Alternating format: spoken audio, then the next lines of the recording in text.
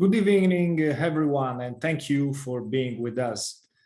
Euro-Mediterranean attention on Lebanon is fundamental now. Lebanon is closer than we suppose. Historically, Lebanon, as a convergence of regional and global interest, is a critical country and anticipates Mediterranean changeovers. The wider Mediterranean will be, or already is, one of the epicenters of the current global asymmetrical war and could shift the balance. The food scarcity, all Mediterranean countries, including Lebanon and Italy, are exposed. The energy crisis and the presence, even more marked of Russia and China, this is confirmed by the agreements between China and Algeria for gas, for example, are factors that invite us to follow Mediterranean changes starting from Lebanon. So, thanks to Eurac Research for organizing this event, and thanks to the Lebanese Heritage Foundation for the great contribution. Today, in that order, with Elie Elias, Hicham Nassif, Sleiman, Kerstin, Wonisch, and for the conclusion, Francesco Palermo, will analyze the particular and fragile system of government that made Lebanon a unique republic of minorities, where, this is very interesting, differently from Europe, political and religious identities are the same. This is the essence of the confessionalism. And we'll analyze also the criticalities of this system and argue over a possible path for reforms, starting from regionalism. Now I have a polemic note. The scarce attention on European media and in general in European public opinion to the recent legislative elections is incredible. Let me say three prominent facts about the elections. The loss of majority by Hezbollah. Hezbollah didn't win the Sunni votes after Hariri's retirement. The renewed pluralism into Christian Lebanese forces, and a civil society as a deciding factor in the new parliament. This is not secondary in our reflection, because the new parliament could decide over a possible framework for elections. I want to finish with a great question. Given the difficulties of the Arab war and in general of the MENA region to find a compass after the over 10 years ago uprisings, given that keeping minorities together is difficult also in advanced democracies, there is a real alternative to the confessionalism system. Now I give to you, Dr. Elie Elias, for an historical overview on Lebanon and the Middle East in general. Well, thank you, Lorenzo. Thank you for this introduction. And of course, hello, everyone. Thank you all for being here in this webinar, and all the credits goes for Lorenzo, Dr. Palermo, of course, and for the experts that are here in this reflection session on the Lebanese crisis. And thank you for giving the time to think and for a solution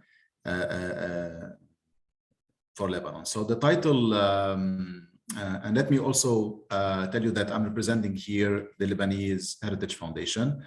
The title was carefully chosen, regionalism, and why not federalism? And this was actually a discussion I did with Dr. Hicham, one of the experts here on the platform, and why we said regionalism is better in the poster, not federalism, for simple reason: to remove the national debate form its dead perception by presenting it with different terminologies. So maybe if we use a different terminology, then we can discuss around federalism.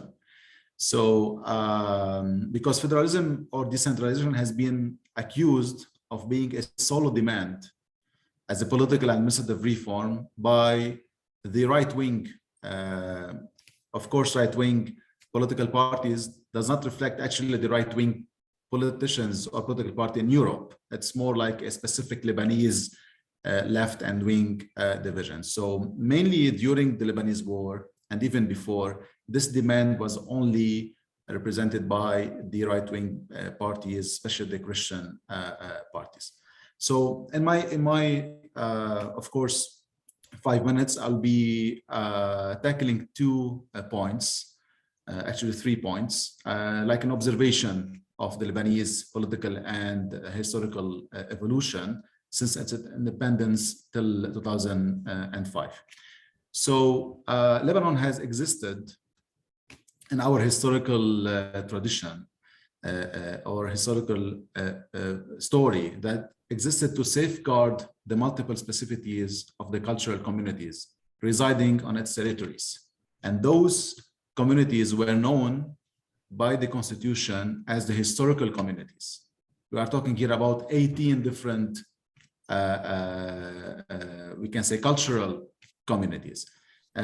Let me choose like one article of our constitution, which is the Article 9, that was promulgated in 1926, who clearly explained this principle. So I'm quoting or citing from the constitution: "There shall be absolute freedom of conscience. The state, in rendering homage to the God Almighty, shall respect all religions and creeds, and guarantee under its protection the free exercise of all religious rights, provided that the public order is not disturbed. It shall also guarantee that the personal status and the religious interest of the population, to whatever religious sect they belong, shall be respected." So this is clearly cited in the Article 9 of the Constitution.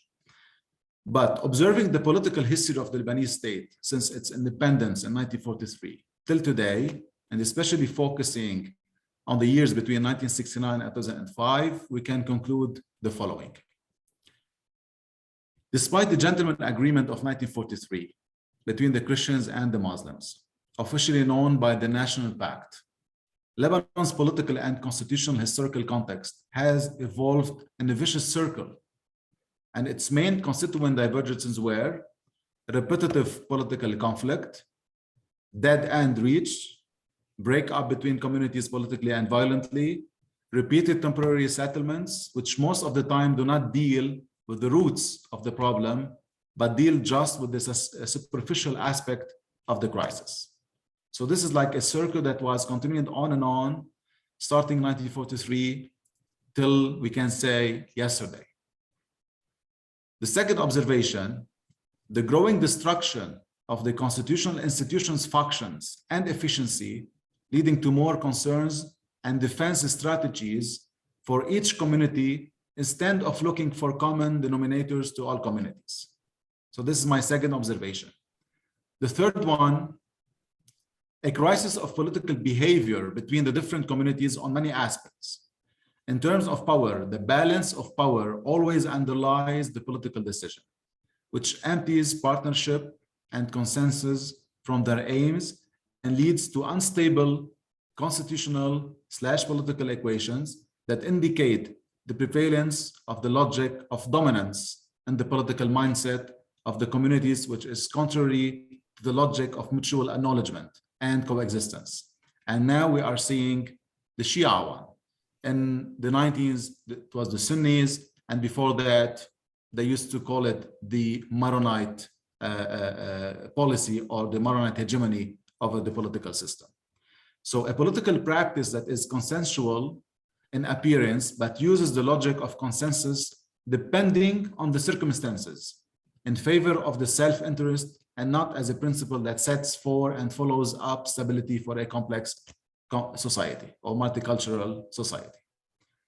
The fourth observation, and it will be the last one, according to statistics and data on the demographic and economic situation of the different communities, the use of a centralized administrative regime has constituted a threat to the free pluralistic existence in general and to the historical Christian communities, and particularly the Christians with a growing number of expatriates.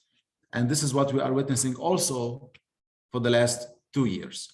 So based on this overview of our history, we can say easily, and this is my opinion, that the centralized system has not succeeded in forming or maybe stabilizing the political or Lebanon through the last 100 years.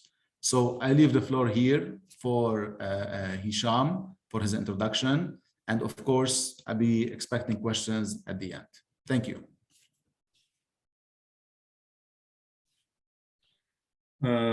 Thank you, Elie. Thank you all, Lorenzo and Francesco and everybody. It's a pleasure to be talking with you today. I cannot agree more with what Elie Elias has just said. Essentially, although I didn't hear previously what Elie had to say, but in effect, what I have to say myself will be a continuation of his argumentation. I'll just go into a few more details than he did, and then again, I'll hopefully confine myself to 10 minutes. I want to begin from the following observation. If we want to understand or want to think clearly about the political system in Lebanon, and if you want to imagine an alternative political system, specifically federalism, we have to first look at society and then think what kind of dynamics are unfolding in that society, and then we can think about, on the institutional level, what kind of system could be good for that specific society. More precisely, we have to understand communities in Lebanon. We have to think about what does it mean to be a Maronite or to be a Druze or to be a Sunni or what have you. I think it's no exaggeration to think about Lebanese communities as quasi-nations or as a nation tout court, as the French would say. I am not shocked when I hear people talk about الشعوب اللبنانية, the Lebanese peoples. That does not shock me. Just as it does not shock me to think of Canada, for instance, as a country with two peoples. There are two people. It's a bicultural country, Canada, and it shouldn't shock anyone to think of Canada as a bicultural country. I don't understand why, in our case, people are shocked, or we should be shocked, if we say that Lebanon is also a pluricultural country, in the sense that multiple communities mean multiple peoples living in the same country. I'm going to give historical examples to clarify what I mean by that. What I mean by that is that you don't have a people that reacts the same way to the historical events unfolding around him. Elie mentioned contemporary Lebanese history. I'm going to go back to a few major turning points in that history. And you'll see that at every major turning point, you have various reactions to the same turning point, and always breaking along identity-related line. 1918, the breakdown of the Ottoman Empire. Most Lebanese Christians, definitely the Maronite Christians, thought of it as a fantastic news, as the end of a long nightmare. Most Sunnis did not think along these lines, for instance. Incorrectly, we are told sometimes that Sunnis were applauding Sharif Hussein, the Hashemite prince of Mecca, who rose in rebellion against the Ottomans. This is historically incorrect. Most Sunni cities in the Levant and the Bilad al-Sham were loyal until the very end to the Ottoman Sultan. The Christians could not wait to get rid of them. 1920, the creation of the creation of Lebanon. The French came and then Lebanon was created. Most Christians were applauding. Most Muslims were not. 1939, the defeat of the French by the Germans. That was considered to be a catastrophe in Christian Lebanon. That was not considered to be a catastrophe in anti-French Muslim Lebanon, who thought of the French as an occupier, and if the Germans are defeating the French, then good for the Germans.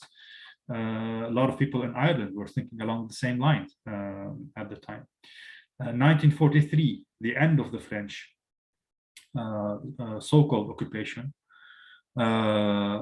the French mandate. Clearly, that was considered to be by most Muslims as liberation. For many Christians, that was a very worrying event. Why was it a worrying event? The answer came as of 1950s with the rise of Arab nationalism, Nassirism, that many Muslims identified with. The Christians thought of it as a vital danger, as existential danger, and they opposed it. In the 1960s, the rise of the PLO, the rise of the Fatah movement, most Christians did not want to be involved in the Arab-Israeli conflict. They thought of the PLO as yet another Arab Muslim mortal danger. Most Muslims did not feel the same. 1982, the Israeli invasion, most Christians, at least the majority of Christians, thought of the Israeli invasion as a fantastic occasion to get rid of the Palestinians and the Palestinian, the PLO, the Palestinian Fedayeen, and of the Syrian occupation. Most Muslims did not think along these lines. The Taif agreement, Christians in general opposed the Taif agreement, not all Christians, but most of them. Muslims participated directly in the Taif, in the politics of the country that came after the Taif agreement. Of course, most Christians boycotted it. 2005, the withdrawal of Syrian forces from Lebanon. Most Christians applauded, definitely most Sunnis applauded, most Shia did not applaud. Of course, I skipped over 1979, the Islamic Revolution. Clearly, it found immediately supporters among the Shia Lebanese, not all Shia Lebanese, of course, but among Shia Lebanese. Clearly, the Christians did not react the same way. I can go on and on and on. We don't have the time for it, and perhaps it's not needed. What I'm trying to say is, every time you had a major turning point pertaining to Lebanon, the reaction to that turning point automatically broke along identity-related lines, and that reaction was not the same among the different groups of Lebanon, groups of Lebanese. Now, what do you do when you have, in the same geographical area, people who do not share the same understanding of history, do not react the same way to political events, do not perceive themselves to be homogeneous, and indeed are not homogeneous? What do you do? Specifically, what do you do when this identity line pertains to Christianity and Islam? We need to think about this from a comparative perspective, and the answer to what do you do or what happens, typically it does not end well. Cyprus had the same diversity, breaking along the same Christian-Muslim line. And of course, Cyprus ended up being partitioned. Yugoslavia had the same kind of diversity. And of course, Yugoslavia ended up being partitioned. Sudan, you had Christians and Muslims, and Sudan ended up being partitioned. Indonesia, you had Timor-Leste, same thing, Christian and Muslim, and it ended up in partition. So one way to resolve the question, so to speak, when people belong to different groups, and when these groups happen to be Christianity and Islam, one way to resolve the question, de facto, is being partitioned. Now, I'm not opposed to partition from a theoretical perspective. I don't think Greater Lebanon is a good idea. I think Le Grand Liban is a historical mistake, and I'm sorry it happened in the first place. But the problem is, I don't find an easy way for partition. Partition, if it's going to happen, I mean, all these cases, partition happened via bloodshed and war, and from an ethical perspective, I cannot, applaud that. All right, so what is the next best thing? I mean, if partition is not going to, or if you cannot ethically call for partition and create different countries with, their own identities, how can we manage the problem of which I talked about, of various identities, various groups, different understanding of history? The hero of one community is the devil for another community, and vice versa. Bashir Gemayel, contra what many Christians believe or want to believe, Bashir Gemayel is not a hero for all Lebanese. Hassan Nasrallah may be a demigod for a lot of Shia. When I see him, I see I see a very negative image in my mind. I don't want to talk. I mean, I see the devil when I see Hassan Nasrallah. I see an image of Satan when I see this guy. This much I dislike him. So clearly, what do you do when you have these kind of divergences and you cannot have partition? I think federalism could be a solution in the sense that federalism would accept that people have different identities, and federalism does not try artificially to dilute these identities in some kind of mega narrative that is forced on people, but that does not correspond to how people really identify with one another. So this is the beauty of federalism. It basically would allow people to write different history books, and that's absolutely fine. I'm talking to you from America. You know, when I came to America, I had assumed that all Americans think of Abraham Lincoln as a hero. But when I was in grad school, it became clear to me that many of my colleagues who happen to come from the South do not think of him as a hero. And I was told by them that, you know, when they went to school, you know, when they study the Civil War in America, I mean, they still call it in various parts of the South, in the schools, in the curriculum, the War of Northern Aggression. For these people, that was the war, and Abraham Lincoln is a criminal. Is not, you know, is not a hero, and that's absolutely fine, as long as they don't go to Minnesota to the Yankees and force them to, you know, study history that way. They can study it the way they want in Alabama, for instance, and the people in Minnesota can have a completely different understanding of Abraham Lincoln and the Civil War, and they can still live in the same country, provided every group is allowed to, you know, have his own understanding or his own curriculum, so to speak, of things. And this is the beauty of federalism. Federalism would allow different groups to coexist on the same specific entity in the same country without any group, while no group forces on the other a specific identity, a specific understanding of history, a specific way of doing things, etc. On the other hand, federalism, and this is the other beauty of federalism, prevents, and I cannot emphasize how important this point is, federalism prevents demographic majority from translating itself into political hegemony. In countries where identities and politics break along confessional lines, demography is not just a matter of numbers. Demography is also a structural cause for power or for weakness. As long as you live in a centralized state, any group that has the demographic edge potentially can become the political hegemon. And so if you are in the demographic minority, you are stuck permanently in the political minority. I'm following, as I suppose everybody else, what's happening in Ukraine. We all know that Zelensky, the president of Ukraine, comes from a Jewish background.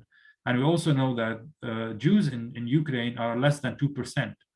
In a country like that, demographic minority does not translate into political minority. You can belong to a group that is 2% of the population and still can be elected president. In Egypt, by contrast, it's completely inconceivable that a Christian who belongs to a group representing 10% of the population becomes president. It's unthinkable. It's not going to happen. It's actually unthinkable that a Christian in Egypt could become commander of the army or prime minister, for that matter. Actually, Christians in Egypt are, if you are a football player, you are struggling to get accepted into the major sports clubs in the country because they would not have Egyptian players playing sports in Al Zamalek or Ahli or other big teams. Essentially, and again, I don't want to go too much into the Egyptian case, but my point is, in countries of the Arab world, when you belong to the demographic minority, you belong to the political minority permanently. And in Lebanon, that could happen as well, unless you can find a way to prevent that from happening. I struggle to find how that way could be found within a centralized system of governance. I think the beauty of federalism is that it prevents, or one of the many beauties of federalism is that it prevents a demographic majority from translating itself into political majority, and that is also needed in Lebanon. I'll stop here. Obviously, I'll have much more to say about the specific point, but I don't want to take too much of your time. So thank you so much, and obviously, I'm happy to answer whatever questions there may be in the Q&A. Thanks again. Yes, thank you, Dr. Hicham. Thank you so much. And if you may, I will leave the floor now for Dr. Andre Sleiman to also share with us his intervention. And then after that, we continue our panel. Thank you so much. Andre, the floor is yours. Thanks, Elie, and thanks everyone for giving me the floor to discuss this topic. Well, I must say that I harbored an interest for this idea that is federalism, which was and still is a very controversial and very polarizing idea that always triggers extreme reactions, either reactions of support and adherence or reactions of rejection and criticism. And I was drawn to this concept because there was simply no middle stance that put into perspective why this idea was there and why does it trigger such extreme reactions. So I set about to dive deeper into this, and I'll try to unpack this the Federalist project in Lebanon in a way, to have kind of a meta-analysis of why this is there and why we are saying what we are saying in this panel. First of all, what we call federalism is, in fact, it's an ethno-federalist discourse. So federalism is a constitutional system. It's a political system that I think it's 29, if not more, states in the world. It's 40% of the world population. So it is a political system with a constitutional setup, etc. But the federalism that we're talking about today is actually closer to ethno-federalism because it is rooted in ethnic identities. And when I say ethnic, I don't necessarily mean biological identities, but rather the perceived belonging or affiliation to an identity that's cultural, that's linguistic, that's sectarian, etc., which has a de facto ethnic character. So the ethno-federalist discourse in Lebanon is actually built on three pillars. The first pillar is the obsession of equality, having equal status. The second one is really the obsession of identity, preserving one's identity. And the third one is managing pluralism. So I will look into each before trying to draw conclusions. So when somebody calls for the Federalist discourse, basically what they have in mind is that minorities, it's a minority-driven thinking, because this idea, this discourse, this thought, it really emerged from very fine intellectuals who are primarily concerned with the idea of having equal status with others as minorities, because we're talking about numbers, about demographics, and not being relegated to what they call the dhimma status, the dhimmi, or the protected Christian or Jew that is at the mercy of a majority that constitutes the mainstream culture that basically, impregnates the whole society and that tends to delete the specific identity of this person. So the key word here is equality between the sects before the law, before the political system, before access to public resources, even to the market or the football champion or a football team. So it's a very encompassing concept. It's a minority-driven and minority-motivated thought that is really that lives in the rejection of the dhimma status. The second point is identity. We are talking about identity politics here. It's really ethnic identity politics, where the main divide, the main lines of the divides are ethnic, are identity divides. it's not within sects, it's not within the groups. They are, the main friction happens between the groups. Personally, I don't adhere to this. I think there are many more nuances to that. I will discuss them afterwards.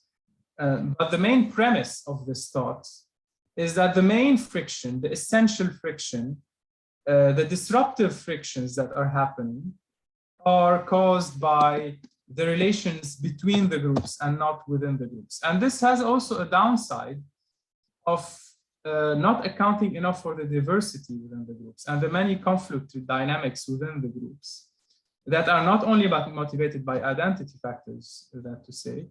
And there is a tendency of presenting things as a bit monolithic. And again, ethno-federalism is not something that emerged only in Lebanon. It was a big issue in Ethiopia, and they have applied it since. And in terms of governance, the results are qualified. But again, it did maybe call many calls for secession, especially after war. And that's why I would like also to invite a comparative reflection that compares this discourse with other cases like Ethiopia and others. Now, the third pillar is pluralism. Sorry, I'm still on the second point. Pluralism, the idea, okay, we are a diverse society. There's a lot of pluralism. There's a lot of even linguistic and cultural diversity in Lebanon, that's correct. But there are also a lot of commonalities, and they are sometimes downplayed. There are different sensitivities between different regions, and sometimes, maybe often, along sects. But if I look at Italy, I mean, it's a regional state, almost federal. There are also many different sensitivities or different cultures between the north and the south. So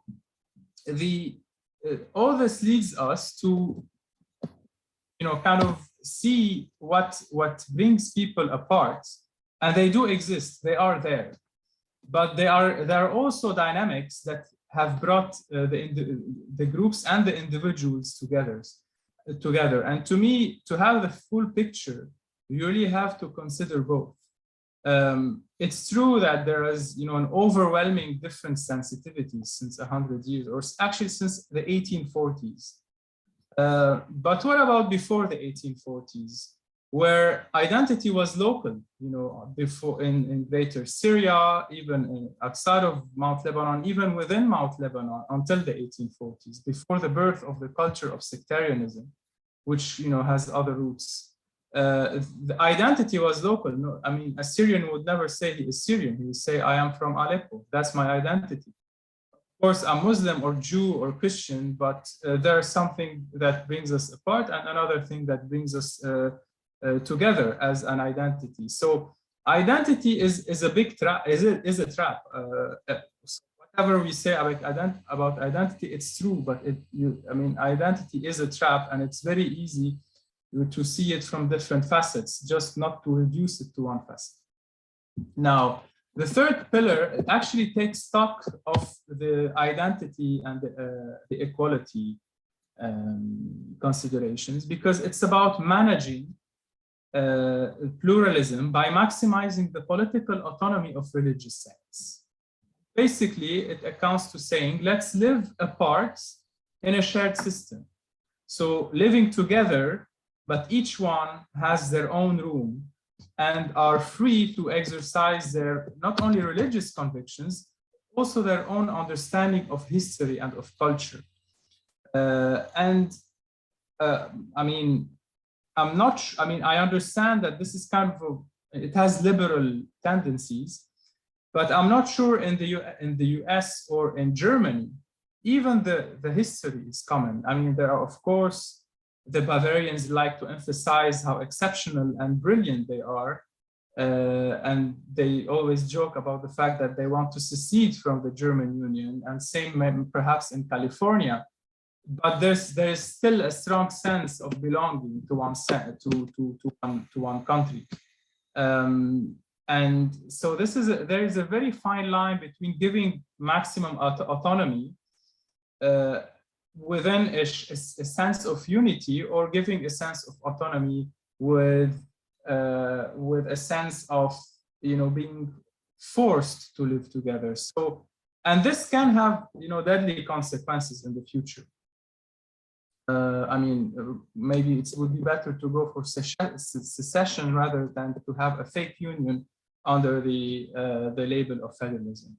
So what I'm trying to say is that a lot of the observations that we do about the differences and the pluralism and things that bring that differentiate between the Lebanese groups, sects, populations, it's true. But there are also dynamics that have come into play. And to me, I always see it as a tension between these two extremes. And perhaps the federalist system, as tempting as it might be, might also fall victim of these diverging tensions. And just as legally speaking, the federal system is extremely complex. I mean, it's a brilliant piece of law that kind of aggregates national sovereignty and local sovereignties. It has the principle of hierarchy of the judiciary, of laws, of the executive power, and I'm afraid that this purely legal and institutional engineering is difficult to achieve in a small country like Lebanon, who doesn't have the legal culture to introduce such a complex and extremely, I think, noble legal system and constitutional system. So it might work, but it will require a lot of work and a lot of effort and a lot of consensus from everyone to introduce this complex constitutional system. And let me say also that this thought emerged with the beginning of the Civil War in 1975. And it emerged from Christian circles, from Christian intellectuals. And it was very quickly recuperated by the militias. And it was also put in practice by the militias that were advocating federalism, and also by the militias who ironically were openly criticizing federalism. So it was always a topic that a topic of interest during the war, and that all parties, or all militias, all groups had something to say about. And most interestingly, it was the most criticized among the Christian circles, whereas the criticisms of federalism in the, let's say, anti-federalist camp, or the, let's say, Muslim camps, were extremely ideological and superficial, while the in-depth critique of federalism based on research, evidence, history, etc., came from the very circles from which it emerged. So I think it's good to dig deeper into this debate and really understand the underlying causes that, you know, push us to advocate for or against, and also consider, regardless if this is a valid idea, you know, that Lebanon might deserve to have, is it administratively feasible? Is it politically desirable right now? Is it technically the right choice? And to reach this consensus, I think we really need to invite many people at the table and really have long talks about it. And I think beyond that, really reveal our basic assumptions and talk openly about group fears, sectarian fears, about our obsessions, or about the demons that are haunting the different groups, and be frank about it, and converge towards, I think we need a new system, a new political system, so that we can converge towards it. Thank you, Andre. Thank you so much for sharing these thoughts and ideas. I think everyone of the speakers now has opened the horizon more and more. So I will leave the floor also for Dr. Kerstin, so it can open more and more the horizon. So please, Dr. Kerstin, the floor is yours. Thank you so much, Elie. Thank you so much to everyone having me here. I'm coming now with a bit of an outsider perspective, I would say, but this connects back to your initial remark, Elie, because you started with Article 9 of the Constitution, right? With the right to freedom of religion and all that kind of connects to this, right? Because from my point of view, being an outsider and doing a lot on legal pluralism and minority rights, exactly Article 9 with all the rights that are connecting to it, especially when it comes to the personal status laws of each and every community, with the right to maintain different religious courts, different judicial systems. This is also kind of, if you want to, so kind of the box of the Pandora to some extent, because it doesn't create equal citizenship, it doesn't create equal rights, but rather disenfranchise and fragments the community. So that's why I want to have a little bit a look on these personal status law systems, why it is favorable for these recognized minority communities, where it comes from, but what about those communities who are not recognized? What about those like the Buddhists, for example, the Hindu communities? I'm very well familiar where this comes from, the Ottoman Empire, the Millet system. Before one of the speakers already mentioned the Dhimma concept. Of course, this all comes from this Islamic past, from this heritage. And to some extent, back then in history, it was a tool to govern diversity, to manage this diversity. However, with modern concepts of citizenship, equality, especially when it comes to women, equal citizenship rights, there are shortcomings and flaws which need to be addressed. And given the heterogeneous structure of the Lebanese society as such, and with all these 18 recognized religious communities, which then results in 15 different varieties personal status laws, of course, this creates a legal conundrum, a pluralism in legal perspectives, and makes it kind of, from the perspective of the rule of law, makes one also think, because all those communities maintain their own religious court system with sometimes clerics, judges who do not have the same training, who do not undergo the same judicial trainings, who don't have one binding civil code, but adhere to their different codes, sometimes not even codified. If you think of Shia jurisprudence, for example, just to put it out there, which is not even codified, which relies on so many fatwas, oral sources, whatever. So this creates also in terms of, rule of law, some flaws which need to be addressed there. The same then goes, for example, also when it comes to the equal treatment of women in these court systems. Because let's face it, in questions of marriage, divorce, custody, all those who rule decide upon the faith of women are mainly male, I have to say it. Also, what exactly they use for ruling, the interpretations are made of coming from a male perspective. So this impacts a lot on the question of equality of citizens, of women's rights, equality of women and men. So there also this lies a great danger there, I would say, if you maintain this system in terms of coming up with modern rights and modern guarantees for equal citizenship. And the same goes, for example, I mentioned already the codification, the lack of sources sometimes, but then also in theory, Lebanese constitution, all these legal systems talk about equal rights between men and women, equal rights to vote, to hold public office, to elect and to be elected in municipal councils, for example.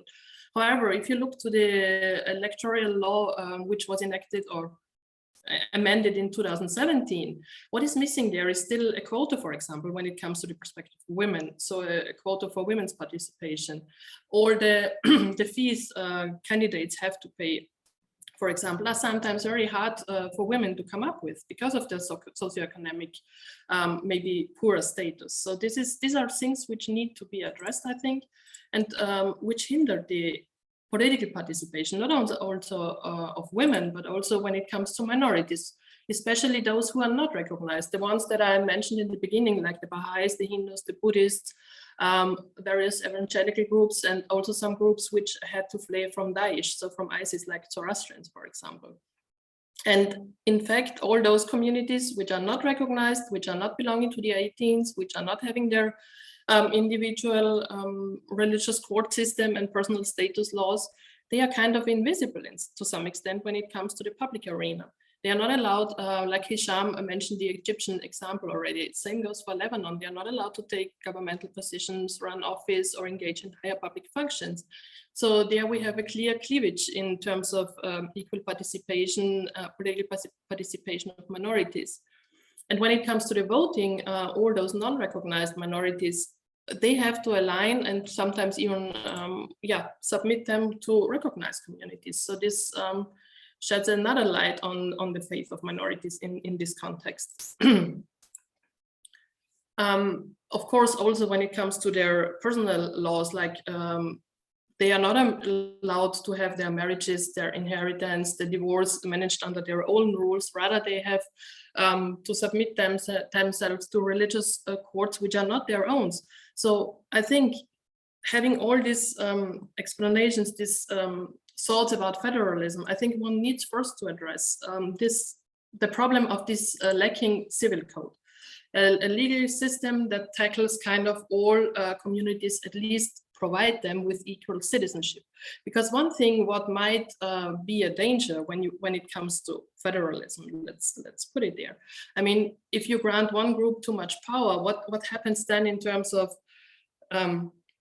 I put it out there, Hezbollah with the weapons, are the others then also taking up arms? Are the others themselves kind of trying to defend their federal unit by force? What happens to all those communities? So first, before we talk about these things, I think one needs to have first the basis for equal citizenship, and then one can talk about decentralization, because I think ultimately, if you focus on local government, on the participation of as much people in a local context, which then hold accountable those politicians which they elect there, it might be a tool. But first of all, I think the big reform, to some extent, if you allow me to speak so, it would be to introduce a civil code, equal citizenship, and of course an electoral law which takes care and kind of is open to as much participation as possible in terms of also taking into account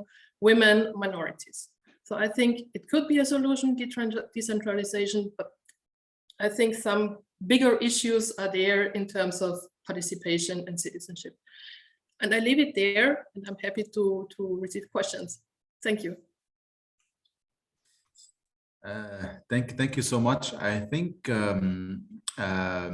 I don't know, Lorenzo, should we go to the questions or will leave the floor to Dr. Palermo? What do you say? No, we got some questions. Okay, the first is from Raya. Any insights on post-federalism conflicts and how to prevent them? We all have concerns as minorities to become insular instead of blending in the majority, which might make us become a target and generate conflicts. I think this question is for Andres Sleiman.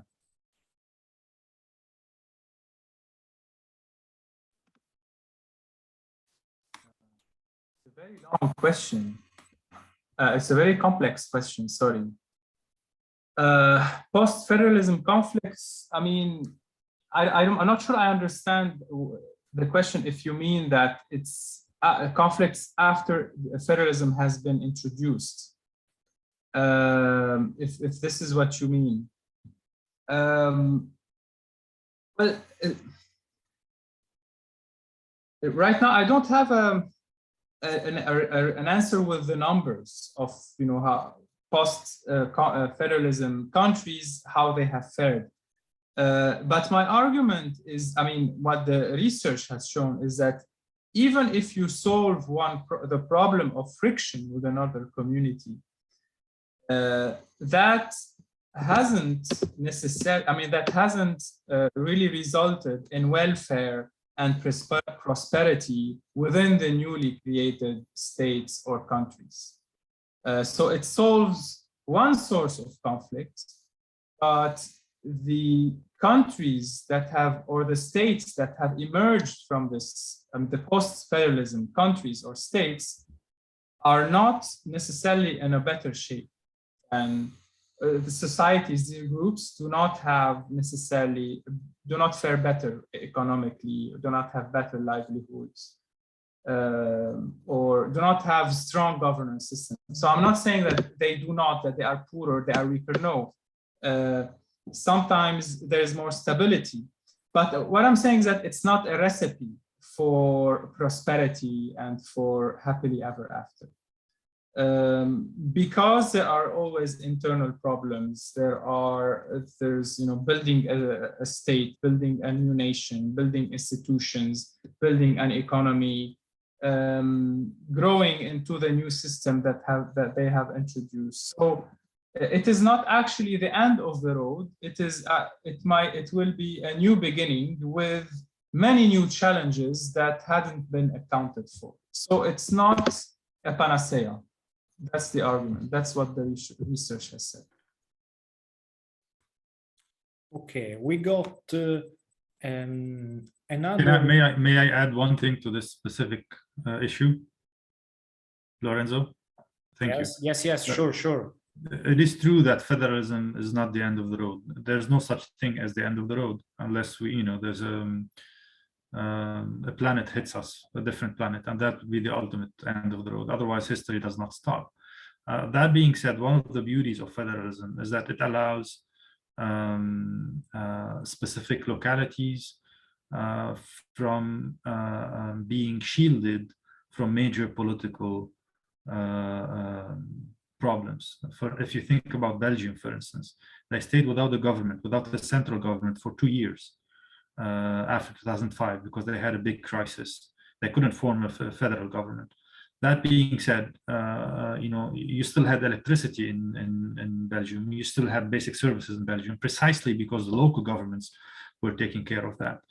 So while, again, federalism is not a 100% guarantee for anything, but if you create local governments, you can hopefully shield people, everyday lives of people from the major political crises. You can basically separate issues of electricity, water, economics from the big political crisis and allow smaller localities to manage that. And so while it is true that nothing guarantees prosperity, everything else being equal, federalism is more likely to guarantee economic prosperity than the centralized system of government. That's it. Okay, we got a great reflection by Giulia Salvatore, and he analyzed the problem in a different perspective. And she's asking if it's possible to create a federal state without restoring a strong central authority and a sovereignty on the whole territory. And imagining a federal state, what will happen if the South starts to approve its own system and regulation? She did a very interesting reflection. I'll share on the chat. Yeah, I think Giulia Salvatore has actually, she's asking the question that we are, as Lebanese, asking the same questions. I mean, here we have to choose between restoring sovereignty and then thinking about changing the system. Definitely, there is two point of view regarding the solution here. Some people, they are saying, with the existence of a militia like Hezbollah, this will be like very difficult to implement any change on the system because it's not going to be fair or equal change for all the other political parties or communities. And of course, others, they are saying maybe one of the solutions to stop or ending the phenomena of groups or missions like Hezbollah is actually regionalism, federalism, or even decentralization. So actually, it's also a good reflection, and it could be a good topic for upcoming webinars and sessions. So thank you, Giulia, for your intervention. It's really a great reflection.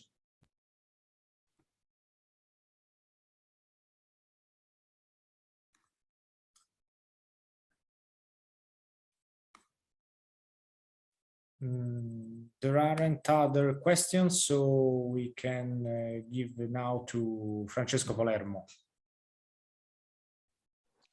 All right. Thank you so much. Do you hear me? Yes. Yeah. It was really inspiring. And while we stated at the beginning that it was going to be just a brainstorming, I think it was a very interesting brainstorming and something that, of course, cannot lead to conclusions, but certainly puts a lot of food for thought for further reflections. Let me start by the first statement by Elie, when he said, well, there is a certain agreement on the fact that centralized system has not worked. Then, of course, opinions might diverge as to the potential remedies to that, but the diagnosis is pretty clear, right? The current system has not worked. So the question is, okay, can a different territorial setting be one of the possible answers? And despite the diverging opinions that we have had, including among our speakers, I think there is a common line in the various interventions. And it's the fact that regardless of terminology, and of course, we can argue for hours and hours about the very term federalism or regionalism or decentralization. And we all know that these terms are politically loaded.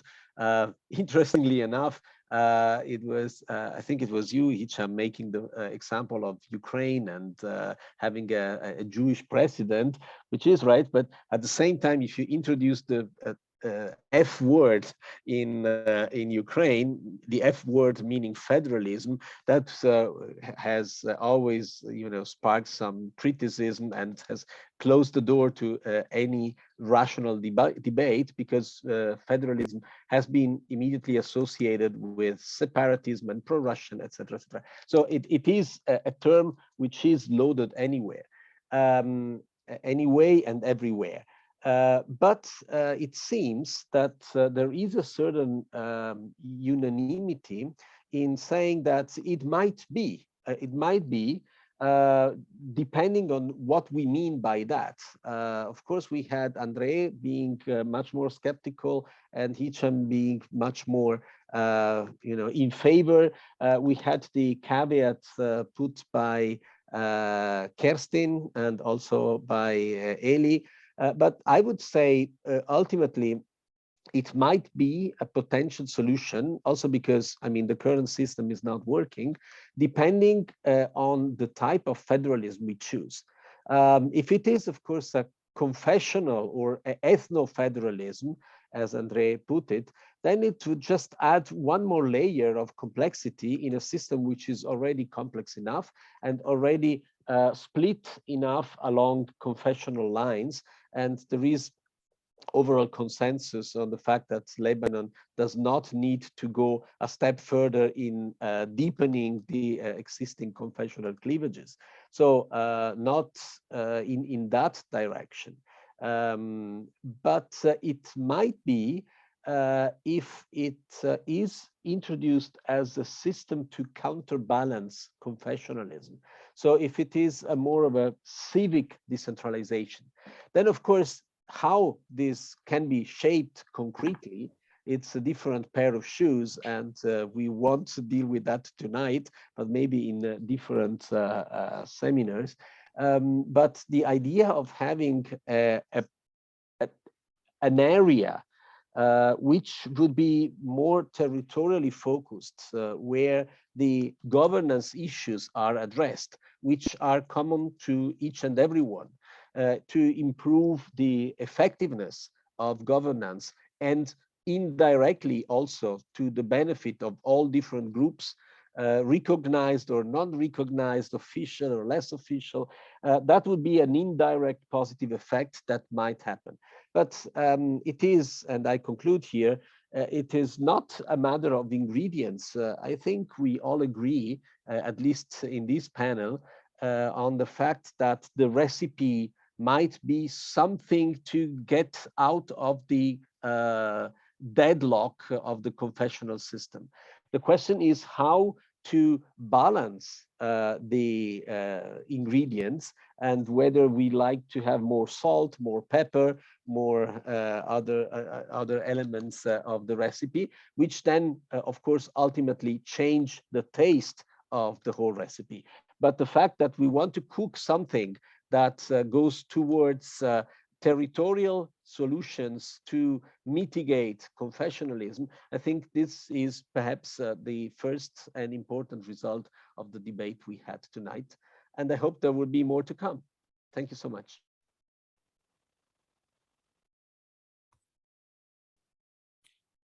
Thank you, Prof. Palermo. We got another question from Charbel.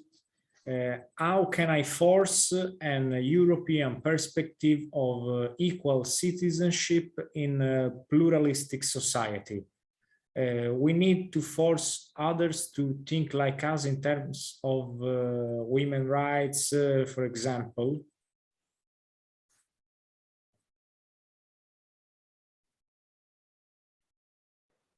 Kerstin, I think that's yours. I think so too. Thanks for the question. And let me just briefly state, I don't want to impose anything, and I don't clearly want to impose a European perspective.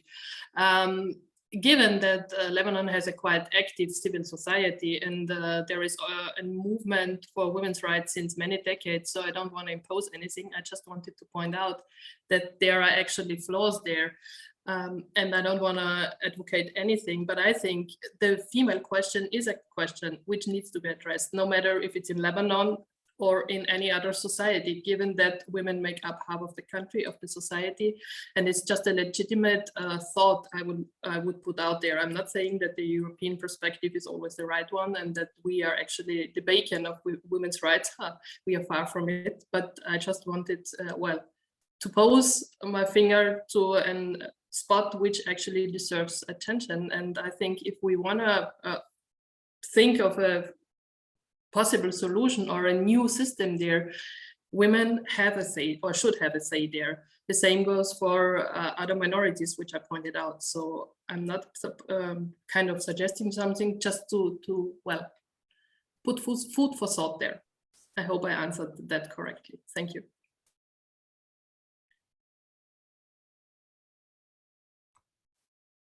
There aren't other questions now, so we can conclude our first meeting now.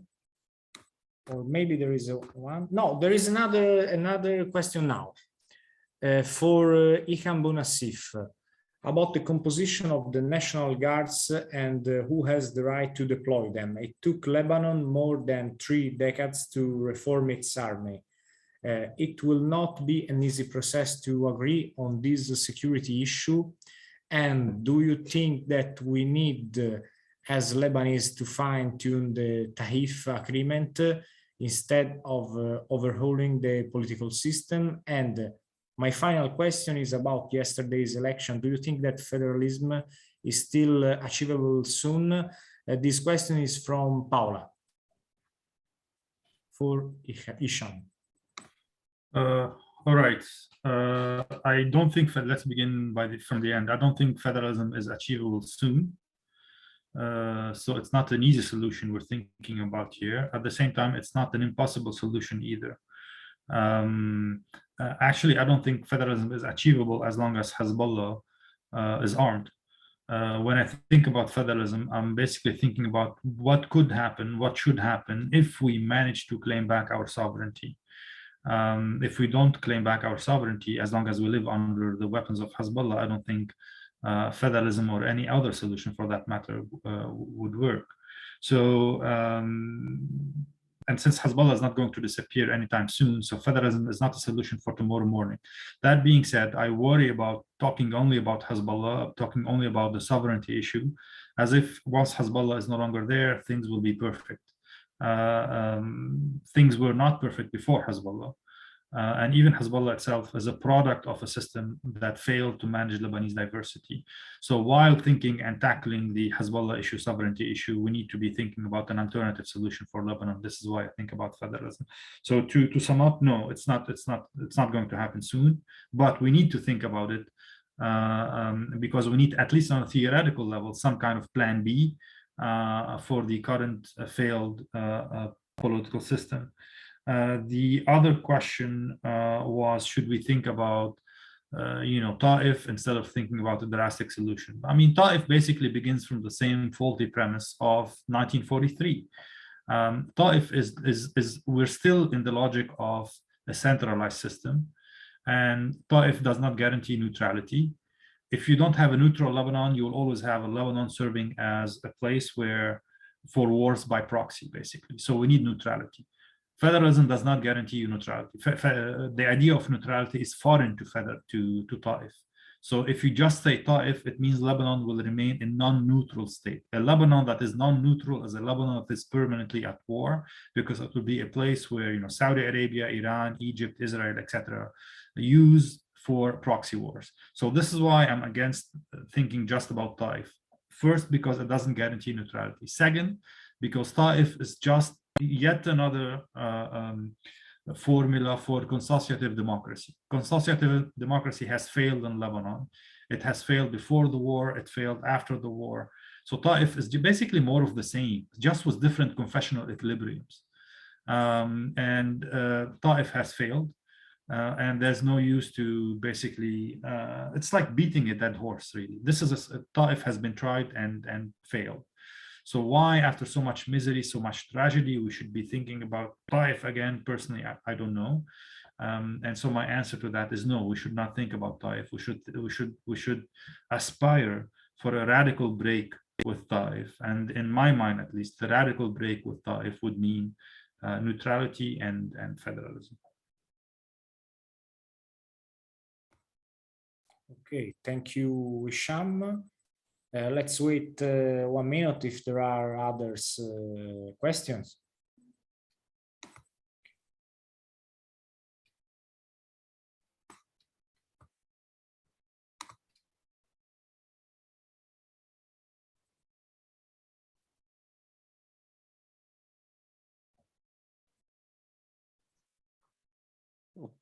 I don't see other questions, so we can conclude our first brainstorming. We can say also by the number of questions, it was a great and interesting brainstorming. So thanks to the experts and thanks to all the participants. Thank you, Lorenzo. Thank you all, and we hope to Lorenzo and everyone.